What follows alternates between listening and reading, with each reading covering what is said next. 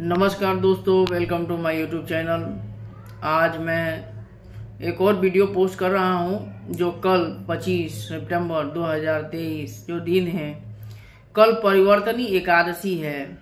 और आप जानते हैं कि मैं एकादशी का व्रत करता हूं, मेरी वाइफ भी करती है। तो आइए इस एकादशी के बारे में जानते हैं। यह एकादशी कब है, क्या इसका शुभ मुहूर्त है और कब इसका पारण है, इस एकादशी का क्या मूल महत्व है और इसके करने से क्या आपको प्राप्त होता है, और इस एकादशी का व्रत कथा भी इस वीडियो में आपको बताएंगे। जय श्री कृष्ण, जय श्री हरि विष्णु दोस्तों। और ऐसे ही आप अपना स्नेह हमारे ऊपर बनाए रखिए। हमारे चैनल को ज्यादा से ज्यादा सब्सक्राइब कीजिए, शेयर कीजिए वीडियोस और लाइक कीजिए। जय श्री हरि विष्णु। हिंदू धर्म में एकादशी तिथि का विशेष महत्व है। धार्मिक मान्यताओं के अनुसार एकादशी तिथि के दिन भगवान श्री हरि विष्णु की पूजा होती है। ओम विष्णुवे नमः। इस विष्णु की पूजा और उपासना करने से साधक को लाभ प्राप्त होता है। भाद्रपद मास के शुक्ल पक्ष की एकादशी तिथि के दिन परिवर्तनी एकादशी रखा जाता है। कुछ लोग इसे परिवर्तनी एकादशी के नाम से जाना जाता है। ये वैदिक पंचांग के अनुसार भाद्रपद मास के शुक्ल पक्ष की एकादशी तिथि 25 सितंबर सुबह 7:55 से शुरू होगी और इसका समापन 26 सितंबर सुबह 5:01 पर हो जाएगा। ऐसे में पार्श्व एकादशी व्रत 25 सितंबर 2023 सोमवार के दिन रखा जाएगा। तो ये एकादशी जो है परिवर्तनी एकादशी या पार्श्व एकादशी की जो टाइमिंग है वो सोमवार 25 सितंबर 2023 सुबह 7:55 से मंगलवार 26 सितंबर 2023 सुबह 5:01 पर समाप्त हो जाएगा। 7:55 25 सितंबर और 26 सितंबर 5:01 ये टाइमिंग है। इस टाइमिंग में ही आपका एकादशी तिथि का व्रत किया जाएगा और इसमें आप श्री हरि विष्णु का पूजन कीजिए, बहुत ही लाभदायक होता है।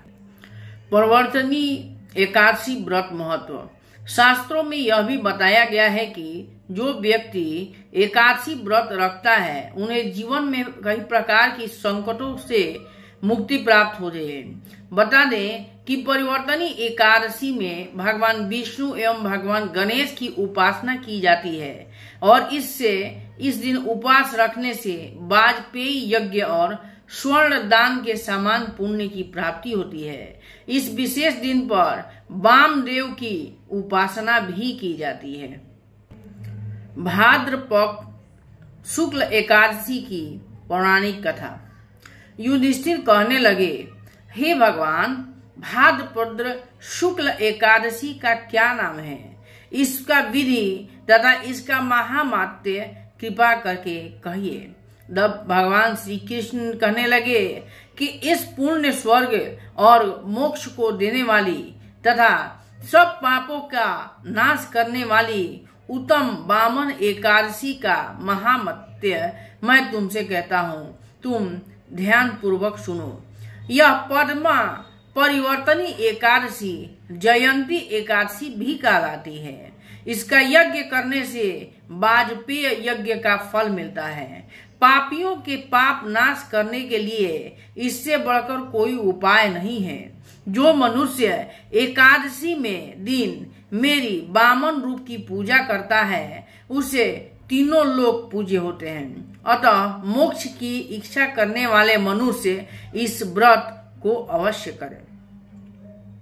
जो कमल नयन भगवान का कमल से पूजन करते हैं वे अवश्य भगवान के समीप जाते हैं। जिसने भाद्रपद शुक्ल एकादशी को व्रत और पूजन किया उसने ब्रह्मा विष्णु सहित तीनों लोकों का पूजन किया, अतः हरिवासर अर्थात एकादशी का व्रत अवश्य करना चाहिए। इस दिन भगवान करवट लेते हैं, इसीलिए इसको परिवर्तनी एकादशी भी कहते हैं। विष्णु भगवान की जय, श्री कृष्ण भगवान की जय। ओम हरि विष्णुवे नमः। भगवान के वचन सुनकर युधिष्ठिर बोले, हे भगवान, मुझे अति संदेह हो रहा है, आप किस प्रकार सोते और करवट लेते हैं तथा किस तरह राजा बलि को बांधा और वामन रूप रखकर क्या क्या लीलाएं की, चतुर्मास के व्रत की क्या विधि है तथा आपके शयन करने पे मनुष्य का क्या कर्तव्य है, सो आप मुझसे विस्तार से कहिए। श्री कृष्ण कहने लगे, हे राजन, अब आप सब पापों को नष्ट करने वाली कथा का श्रवण करें। त्रेता युग में बलि नामक एक दैत्य था। वह मेरा परम भक्त था। विविध प्रकार के वेद सूक्तों से मेरा पूजन किया करता था तथा नित्य ही ब्राह्मणों का पूजन तथा यज्ञ आयोजन करता। लेकिन इंद्र से द्वेष के कारण उसने इंद्रलोक तथा सभी देवताओं को जीत लिया। इस कारण सभी देवता एकत्र होकर सोच विचार कर भगवान के पास गए। बृहस्पति सहित इंद्रादिक देवता प्रभु के निकट जाकर और नतमस्तक होकर वेद मंत्रों द्वारा भगवान का पूजन और स्तुति करने लगा।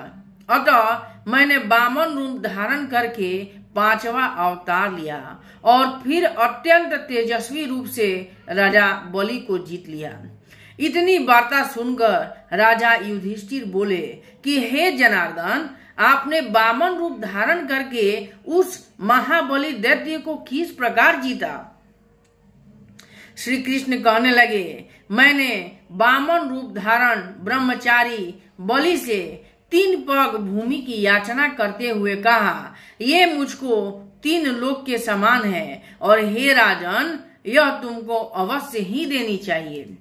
राजा बलि ने इसे तुच्छ याचना समझकर 3 पग भूमि का संकल्प मुझको दे दिया और मैंने त्रिविक्रम रूप को बढ़ाकर यहाँ तक कि भूलोक में पद, भूलोक में जंघा, स्वर्गलोक में कमर, भूमलोक में पेट, जनलोक में हृदय, यमलोक में कंठ की स्थापना कर सत्यलोक में मुख और उसके ऊपर मस्तक स्थापित किया। सूर्य, चंद्रमा आदि सब ग्रह गण, योग, नक्षत्र, इंद्रादि देवता और शेष आदि सब नाग गणों ने विविध प्रकार के वेद सूक्तों से प्रार्थना की।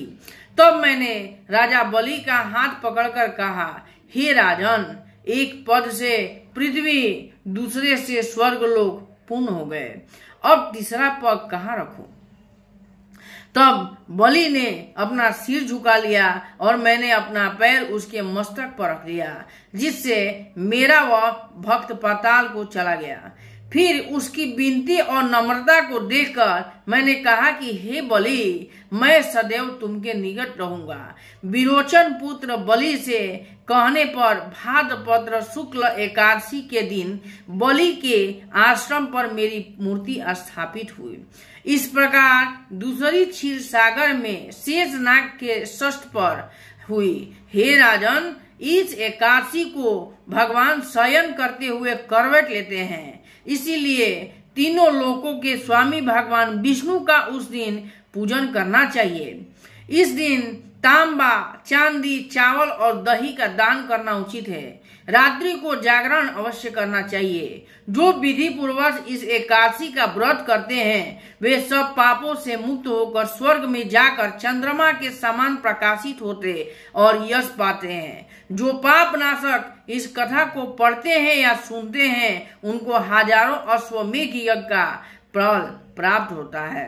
विष्णु भगवान की जय। श्री विष्णु भगवान की जय। अद्य परिवर्तनी एकादशी व्रत कथा समाप्तम। विष्णु भगवान की